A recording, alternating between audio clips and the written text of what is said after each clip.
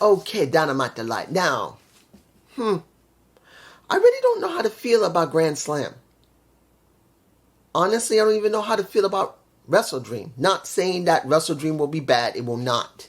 And I'm not saying Grand Slam next week will be bad, because I'm sure it will not be totally bad. But as you see this, guys, let's put this in perspective. A lot of people are getting on the bandwagon of AEW just cannot book right now when it comes to their TV shows. When it comes to the pay-per-views, they're fine. But the TV shows are not good. When you see this, majority of it is not bad. But then there's something missing. It's like when you get, how can I explain this? If you remember when you were a kid, there was something really great about a cereal or some type of toy or food or a cartoon. And when you grow up, because you remember it fondly, you remember it with nostalgia, but something happened when you go back to that toy, you go back to that food or something, that there's something missing, that element is missing, because everything is there.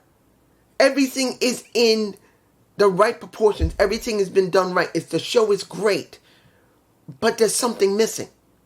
There is an element missing. And I gotta say that this show had a lot in it. This show was not bad. It was a good, at least generally booked show. I don't know about anybody else, but I believe it was a well-booked show. But there's something missing. There is a small element of something still missing to it. It could be because of how bad they've been booking for so many months, that maybe it's me, that I'm feeling that they're missing something. When in this booking it looks fine, but then it doesn't at the same time. Let's open with Orange Cassidy versus Chris Jericho. Now, I'm going to be honest here. For me personally, I'm not feeling this feud. I am not feeling Orange Cassidy. I'm not feeling Chris Jericho at all. Using the jacket from 4.5 years ago to bring back a feud, I feel is counterproductive. For the simple reason that when you look at this feud, over $7,000, and they just wrecked somewhat a Rolls Royce, I believe it was a convertible Phantom. I can't remember the name of them. Oh, Ghost or Phantom. I can't remember, because I'm not a big car guy. I know a little bit about cars, like aircraft. I used to really know a lot about jets. I've forgotten it. But cars, I've always been a little bit. But I believe it's a Ghost or a Phantom. But this doesn't feel important. This doesn't feel like it's good. Yes, Chris is still over. Hi, guys. That. It's working still, even if everyone didn't like it at first. It is still working. Orange is still over. The learning tree isn't 100% trash. The bad apple, when it comes to Brian Keefe, I like. When it comes to Big Bill, you can see he's got something, because he is doing those quotes. There's something there. But when you look at it all together, not even talking about the conglomerate, and they're not bad either, there's something I'm just not fond of, and that is what brought them together in that feud. Now, of course, Orange won, but what does this really mean? And due to the fact they used coins to knock out Chris when Chris was trying to knock him out, and that's Orange with those change, and he stole it from him and knocked him out with an orange punch within his hand, it still doesn't feel right, because right now, I don't see an end to this feud, and the kicker in this there shouldn't be a feud at all. Not using the jacket. It doesn't feel like it's right. It doesn't feel like it's working. Moving on, because I don't want to keep going on with this. Second match. Hook versus, well, we don't even care about Hogan. I don't remember the first name of the guy. I just know he's called Hogan. He's got a lot of tats. And he got his ass handed to him because they're building up to, I believe this is going to happen at Grand Slam, the match for the FTW title, which, another thing. Don't know why they're sticking Hook with the FTW. I don't know why. He's ready to move on. Put him on TNT. Put him on the TNT Championship bandwagon.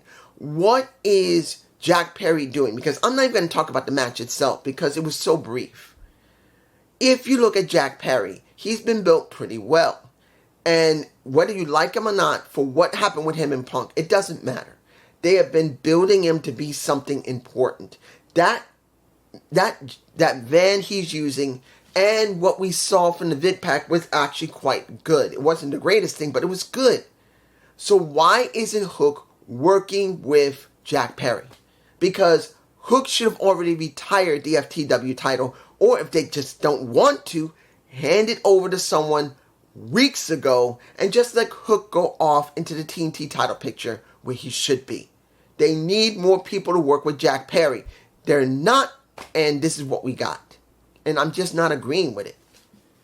But I won't say that at least Jack Perry isn't being built, at least to the point where you can say, okay, I don't agree with the booking because I'm not really into him, but he is being booked strongly. Next, Selena Deeps and Mariah May versus a Queen Amanala and a Yuki Sakazaki, if I'm pronouncing her name right. I always get Sakasaki's name wrong. I had to look how old she was because I knew she was over 30, but I didn't know. She was born in 92, so I believe she's easily 32, 33, I think. And I knew she was over 30 easily. But the way that she does her work, she feels like she had a character many years ago that was very young. And she's decided to stick with that character, even though she's much, much older than she should be doing that character. Now, I know people can say, dude, that's Japanese pro wrestling. They stick with something like that for quite a while. True. But what I do know is that sometimes when a wrestler reaches a point where they've done the same style for so long, or the character for so long, it is time for a change. And I do believe Yuka Sakazaki should have a change at this point. I think she can do something much more than be what she was maybe about 10 or 15 years ago. Because it depends on how many years she's been wrestling. I didn't check. So my guess, she's easily been over 10 years. So I think she's ready for a change. But what do we get in this match? Sakazaki is going to eventually go up against Mariah May. That's just what they're booking right now. We're not seeing my Texas Tony Storm back yet. She's on vacation. She's earned it. She's busted her ass to get that character over. And now she's taking several months off. Don't know how many, just to rest or to recover from injury. I haven't checked. I don't know. I don't think she's injured. She's just taking a break. But right now, this is what we got. And then you got Queen Amanala dealing with Selena Deep.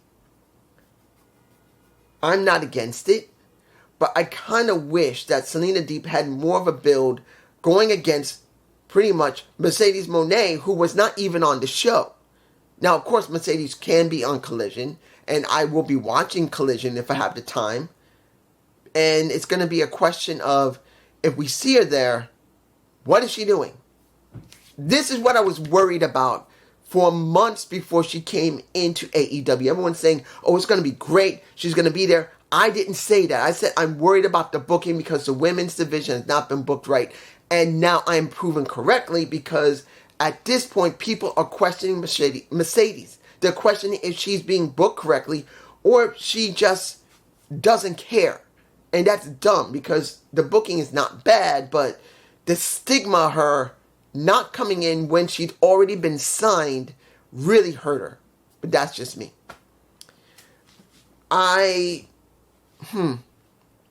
Seeing that was DQ, that's supposed to build up for Sakazaki and Mariah May. Then we have to worry about Mia Shirakawa, Miss Jiggle Titty.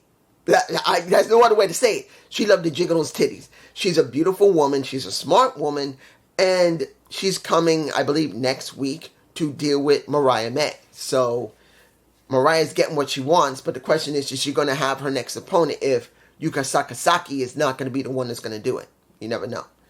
Okay, moving on. Ricochet versus the Beast Mordos. This was the most competitive match that we had on this show. And I wonder why. Look, I've seen Black Taurus for years. They never did much with him in Impact other than that one time when he was working with Crazy Steve, or as I called him, Steve. called him Steve instead of Crazy Steve when he won for the Digital Media Championship, and he was totally different. That was the only time you really saw Black Taurus given more than what he was than just a plain wrestler who worked with decay. So now seeing him as the Beast Mordos and that ram head mask, he is such a good wrestler. I do not know if he speaks English. I don't. As far as I know, he doesn't speak any English. But the thing is that he needs a manager. He needs more. Just because he can go so damn well in the ring does not mean he needs to go so well in the damn ring all the time with no character. He's just working like he did in Impact Wrestling / TNA. Why did he leave then? If he's doing the same damn thing with a new mask and new name, I actually feel sorry for him. That he had been, in a sense, typecast in TNA / Impact. He starts over again. He starts in AEW with a new name, new mask.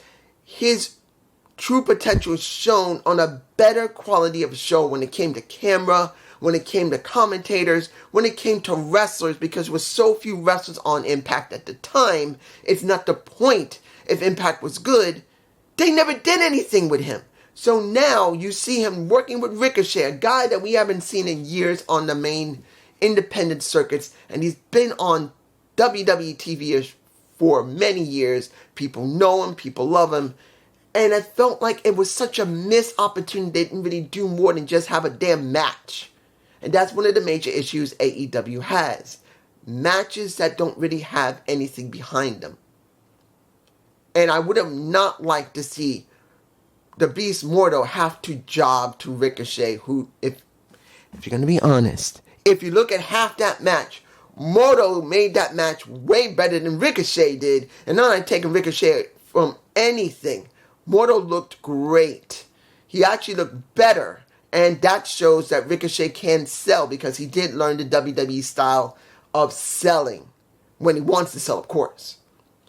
But of course he lost. But after you saw the talk between him and Ospreay in the back, saying, look what I've been doing. I've been getting those wins like you said. Start getting some wins under your belt, bruh. And he said, I did. But it's a little funny that since I've been here, people have been calling my ass out. Like, I'm the danger here. I'm the one who is the dangerous element. I'm not doing that, but they're calling me out. But as I'm taking care of them, I'm doing my business. No one's calling you out. Ain't that a strange thing? So that story is still being built, which, after seeing what they did back in, 2016 or 15? I can't remember when they had that match in New Japan Pro Wrestling. They were both pretty young at the time before Ricochet went onto the main NXT roster. But it's going to be interesting to see when they finally have their match. Hopefully they would do it correctly and not throw it away on a Dynamite or Collision show. They would do it at WrestleDream. But let's move on. Kyle Fletcher, Will, and Kateska versus the Elite. Let me give you this. Was I liking the match? It was fine.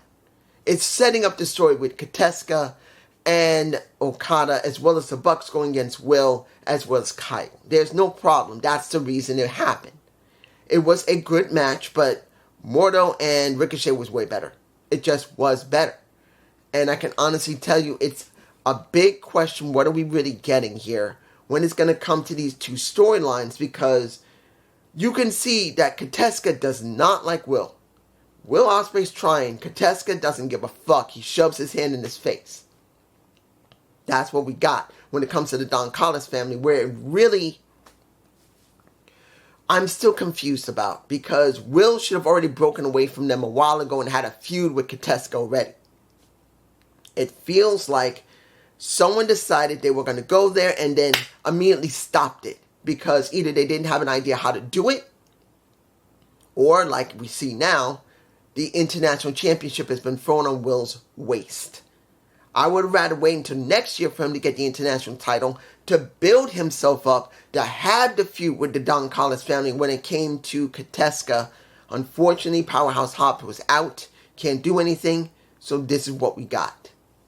It was not bad, the wrestling. I'm not going to tell you the wrestling was garbage because none of it was. It was decently good wrestling. But here's where they really focused their attention. Storytelling. Let me tell you this. The story between Hangman Page and Jeff Jarrett, the last Outlaw versus the current Outlaw, it's not a bad story because they're not doing anything now with Swerve Strickland. So you got to do something between when you look at the interview with Tony Schiavone, when you see that the key of this is that he's coming after anyone that was in the corner of a Swerve Strickland. That is Hangman Page. He doesn't care if you're in his corner. But it's not that. In actuality, Hangman is so lost and so deranged. He's going after anyone who had any connection with anyone who had connection with Swerve. So, if someone you knew had dealt with Swerve, he's going to come after the person that not only dealt with Swerve, but also the friend or someone who worked or dealt with that person who dealt with Swerve. That's the reason we got what we have with Jeff Jarrett, who was hot when he came out. He was so angry. And I'm not going to be nasty or nothing, but let me make it like this. I know Karen is a little bit younger than me. I know Karen is not 100% presented as a heater. Not all the time. Very rarely she's presented as a heater. But I'm not going to lie about it. What she was wearing was all right below. But wherever bra she was wearing was not holding those suckers together. Because those titties were bouncing everywhere trying to stop her husband from trying to get the Hangman Page, who tried to take his head off. So, I had to say it. I'm sorry. Ring attire, or how a heater, who's a manager, or someone who's connected to a manager, that also is reflected of the story as well as the characters themselves. And Karen's got big titties, and they tend to jiggle over the place when she's not wearing something super tight to keep those suckers in. And they look good for her age. I'm not even talking because I'm over 50. I'm looking for my age. But you get my point. Now, let me give you this with the most important story here. And this is the most important story. The Blackpool Combat Club. What did we get? Well, actually, before I do that, I saw what happened with the Patriarch with Kip, Nick, and when it came to Christian. I'm not going to talk about it because it's still developing. I'm not going to give my opinions on it. I had to say that, so just in case you think I didn't remember it. I'm leaving it because it's something that needs more development because of how they're trying to set that up. So I'm leaving it. But when you look at this story, when you see that they tried to talk, and you saw in the very beginning when it was Pac who talked again, calling out Wheeler Yuta. And he had Claudio by the side because they want to know, where are you, Wheeler? You're a part of this trio's title picture. Where are you? And the entire story here is that the Blackpool Combat Club is no longer just going to do what they're expected to do. And Moxley is the center of it.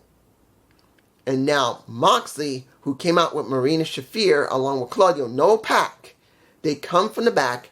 And guess what? Private Party attacks because Private Party got attacked at least a week ago. And they want some revenge. Brother Zay made it very clear, you want to mess with someone like us? You want to mess with us? All right, we're going to come at you. And they did. And Moxley didn't even give a damn when Brother Zay just, to his face, it made no difference. He didn't even he was surprised, but then he just locked up and said, go ahead, boom, taking the hits to the face. Marina Shafir basically wrangled him around and threw his ass around like he was a rag doll. But what made this entire segment is when Brother Zay was taken to the stage on the side, and 100%, I think I might put the image here. One image of that. The very image I used for the thumbnail. And he said, Private Party's been here from the beginning. 5 years. Where are you? In the same place. You gain nothing. I'm going to give you a gift. I'm going to shake you up. I'm going to give you adversity. I'm going to make you have to try. And before he did that and said that, he went to a toolbox, got a hammer, bang, after he said that. And supposedly smashed the hand of Brother Zay. And when you hear the people saying, you sick fucks, of course. But the key here is, what did we really get here? Of course, the rumor is still going on that this is setting up for a Shane McMahon. We still don't know yet. This might not even be for Shane, or it could be with Shane McMahon. But I'm going to tell you guys this, and this is what my perception is right now, and it's still very early. Seeing that they're willing to go this far to try and make it mean something, I don't know what else they can do to give it any more than what it is. They've already done what they did to Bryan. Yes, Niles McGuinness, they had a problem trying to play his vid pack, and they got that set up. But when you see this, it's superseding everything. The Bucks in their moment, it's over. Bryan Danielson in this is secondary. This, what they're setting with the Blackpool Combat Club, is supposed to be the entire focus of the company right now. I think they're banking on this, guys. I'm telling you right now, this is the truth. I truly believe they've reached the point, if this is connecting Shane McMahon, they believe, because of everything that's happened with CM Punk, what happened with pretty much all the craziness of that scrum, as well as what happened with Scapegoat having to be suspended. Hell, when you look at Sammy Guevara getting suspended because he went too far and actually hurt a Jeff Hardy, having to get suspended. Britt Baker and MJF, which we didn't see anything of him yet. We haven't seen anything Garcia yet. All those stories have already been dealt with. This is their total story. This is all they got. And that scares me. Because it's not that they can't have a really great story. It's that they haven't had any great stories that have been stable for months. This is the problem for me personally. Because of how much they've been going like this all over the place. They weren't stable. They looked like they began to get stable before All In and All Out. To a certain extent.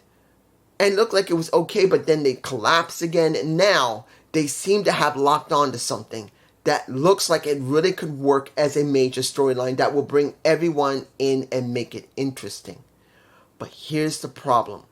It's probably the only one they got. Now, I know you're going to say Hangman Page is really good, but that only works with Swerve, and now he's working with Jeff Jarrett, as Swerve is not there right now. He will come back, but Swerve's not there. That's the only way it would really mean something, because he can't go after Bryan because he's going to have to deal with Niles McGuinness at Grand Slam before even Wrestle Dream is even set up yet. So when you look at this, this is all they got at this moment. And if they develop this very well, it will mean something. But they need something else. They need another one or two more major storylines. Swerve can't be brought back too quickly. You can't do a lot right now with Bryan Danielson because they're setting that with Niles for next week. It's got to be something else. But this is just me. Peace.